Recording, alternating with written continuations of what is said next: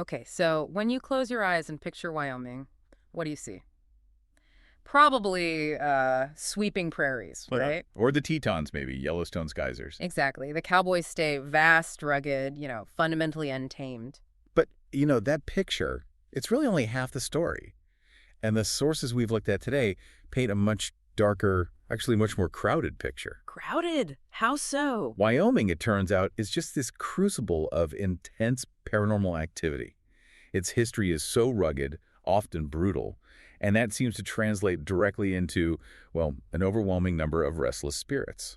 Okay, let's get into this. We've basically synthesized a huge stack of sources, right? Covering everything from those famously haunted hotels to really unsettling landmarks, eerie cemeteries all across the state. And our mission here is to give you the ultimate shortcut sort of to understanding why Wyoming's folklore is so rich, and frankly, why you might want to pack a ghost meter if you're planning a visit. Definitely. And the sources really confirm the specific historical gravity. Right. What's fascinating is just the sheer concentration of activity, especially right there in Cheyenne, the capital. Oh, okay. And it's not random. It tracks directly back to that Wild West era. Right. A period defined by rapid expansion, constant danger, sudden gunfights, terrible accidents, especially with the railroad coming through. Fast money, faster deaths. Exactly. Fast fortunes, even faster, more traumatic deaths. It just set the stage for generations of hauntings. So Cheyenne seems like the epicenter, then, of this darker history. And 3 locations jump out immediately, starting with the Atlas Theater. This place sounds like it was cursed from day one. It really does. It's hard to imagine one building collecting so much bad luck.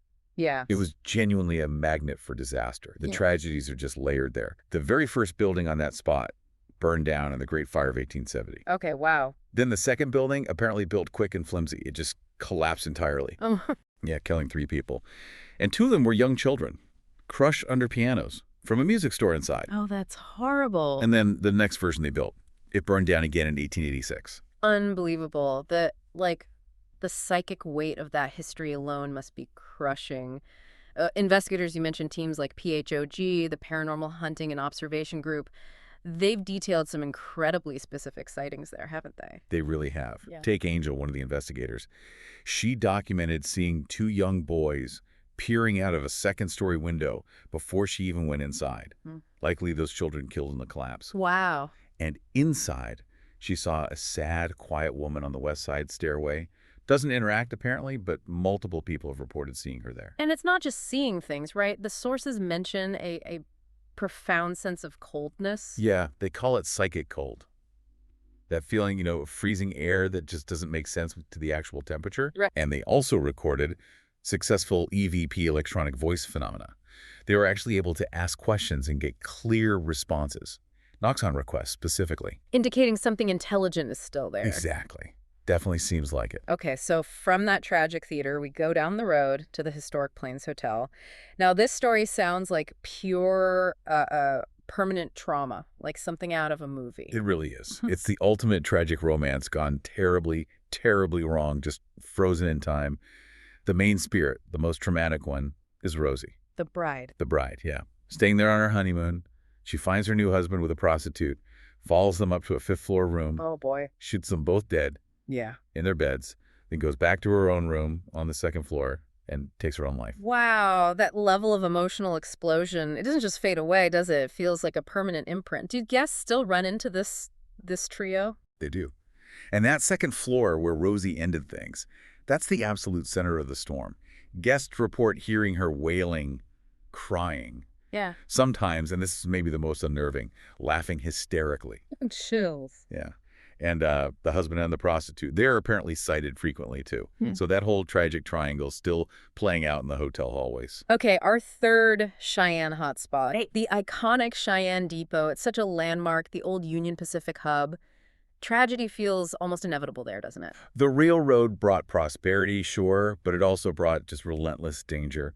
One specific death the sources mention is L.J. Spar back in 1912. Okay. He was a Union Pacific watchman, but also a former penitentiary guard. He was murdered right there in the rail yard by a former inmate he'd apparently wronged. And Angel, the investigator you mentioned. She claims she sees Spar's ghost still wandering the rail yard, like he's maybe still on duty. Huh. And this is also where we encounter the spirit known as the Mean Man.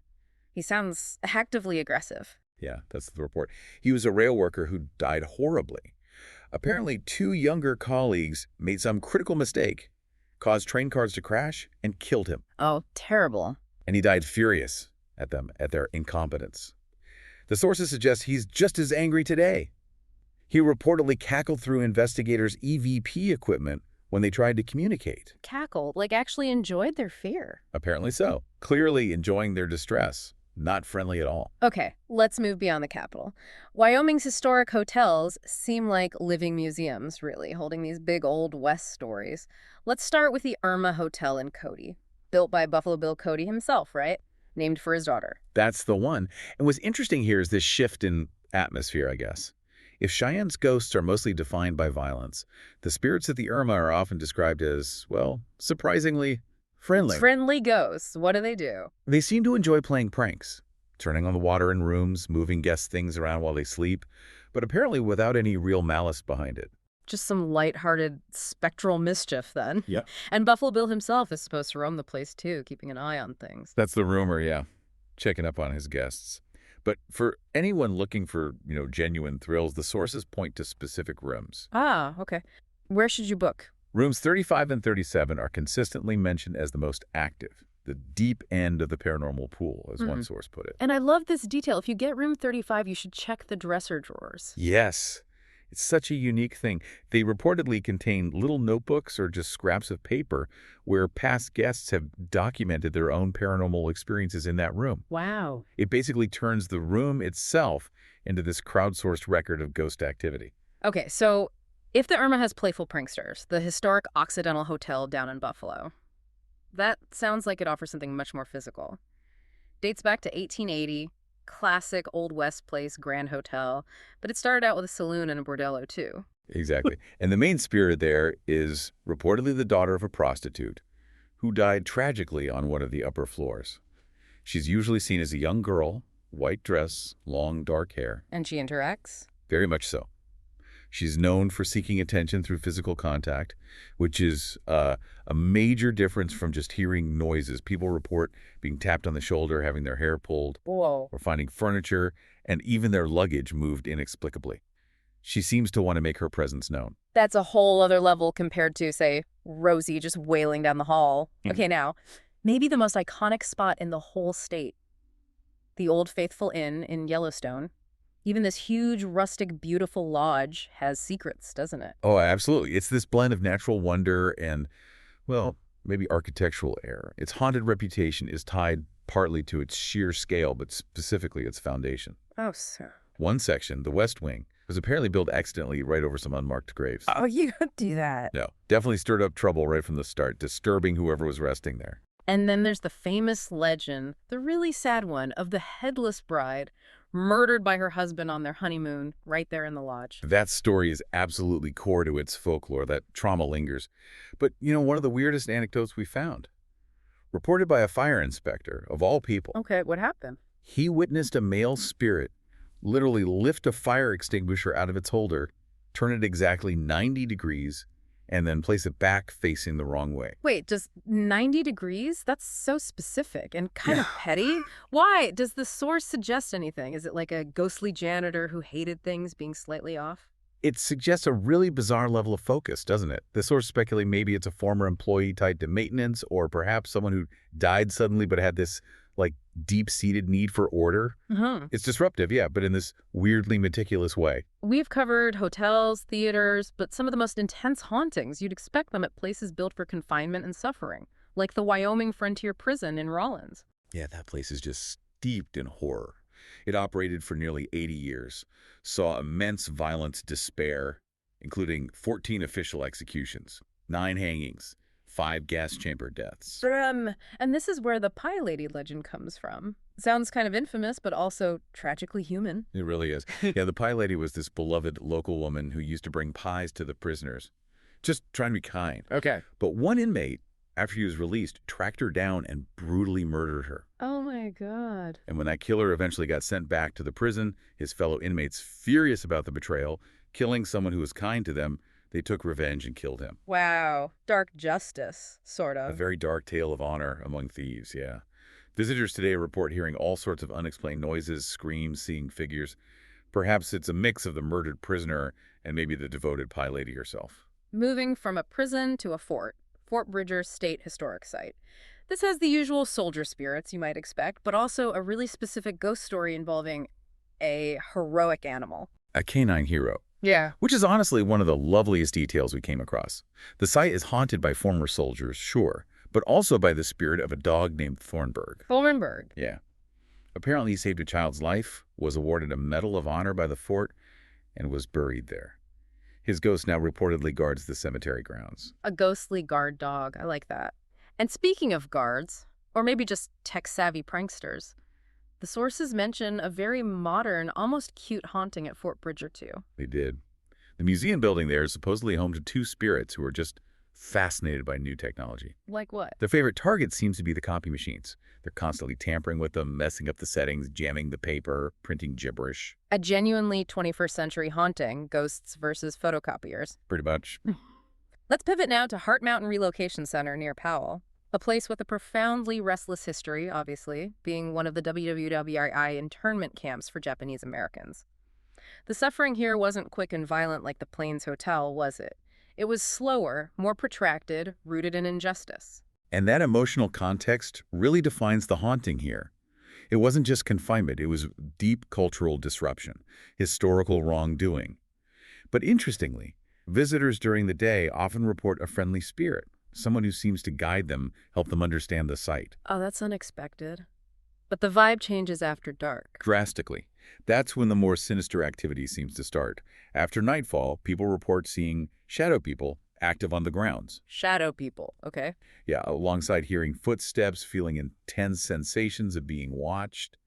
It really seems to reflect that prolonged suffering and sense of displacement that happened behind those fences. Okay, wrapping up our tour, we have to talk about places where the location itself seems to be the problem. The Sweetwater County Library in Green River sounds like a perfect example of, well, bad city planning leading to a classic haunting. Absolutely perfect example. The library's unfortunate location is the direct source of all the chaos. It was built right over a former cemetery. Oh, classic mistake. And one that was poorly, or maybe just lazily, excavated beforehand. And the result is straight out of a movie, isn't it? Books flying off shelves. Totally. Classic poltergeist-style activity. Books flying off shelves, phantom voices whispering, electronics flickering on and off by themselves. A literal Ghostbusters scenario for people just trying to check out a book. Then there's Jibo Cemetery near Kirby. This place sounds like the definition of unsettling atmosphere. It's an abandoned graveyard. Okay. And it's still marked in places by these rusted children's cribs, marking where infants and young children were buried together. Oh, the rusted cribs. That specific detail is just heartbreaking. Visitors there, they don't just see things, do they? They feel the tragedy. Intensely. Yeah. They report this overwhelming, almost suffocating sense of being watched. And there were frequent claims that you can actually hear the distinct sobbing of children if you linger there too late. Oh, wow. Just palpable grief. Exactly. And finally, the Lander Pioneer Museum. This offers a more macabre glimpse into the past, displaying some grim historical relics. Yeah, it's not just the vintage hearse they have, which is creepy enough. It's the really gruesome artifact, the actual skull of a man named Harvey Morgan. The skull! Yes, and he was killed by a wagon spike. And that spike is still piercing the skull, right there on display. Goodness, a very chilling, undeniable physical reminder of the violent history that museum holds. We started with nature. Let's end with a big natural feature, Devil's Tower. That iconic shape. It's tied to deep Native American legends, isn't it? But it also pulls in modern supernatural claims, too. It does. The main Native American legend connects those deep vertical grooves on the tower to a giant bear. Its claws supposedly etched the rock as it chased children who were saved when the tower magically grew beneath them. Amazing story. Yeah. And its sheer size, its mysterious origins, it's naturally fueled modern curiosity, too, extending even to reports of UFO sightings and other sort of high strangeness phenomena around it. You know, if we try to connect all these threads, from Rosie in the Plains Hotel, driven by that intense emotion, to the mean man in the depot, still defined by his anger and the suffering at Heart Mountain, the common element seems pretty clear. What's the link? These hauntings are just overwhelmingly tied to stories of violent ends, intense unresolved emotional trauma, or some kind of restless historical disruption war, the gold rush, the railroad. It's incredible how that wildness, the danger, the raw history of Wyoming seems to translate so directly into the supernatural. We've definitely shown today that Wyoming holds this powerful dual identity, haven't we? It's absolutely the cowboy state, no doubt, but it's equally, unequivocally the ghost state. Yeah. And, it raises an interesting question. When you think about the mean man still stewing in his anger, or those two spirits at Fort Bridger still messing with the copy machine. Right. So specific. Our sources keep mentioning ghosts whose life or work felt incomplete, whose emotional state got frozen in that moment of intensity. So if a spirit is truly tied to unfinished business or unresolved emotion, is the haunting itself a tragedy? Or is it maybe just a form of, perpetual dedication to whatever they were doing or feeling when they died? Huh. Like they're just stuck on repeat, finishing their task forever. Maybe. Something to think about anyway. The next time you hear about a spirit whose task seems impossibly specific or mundane,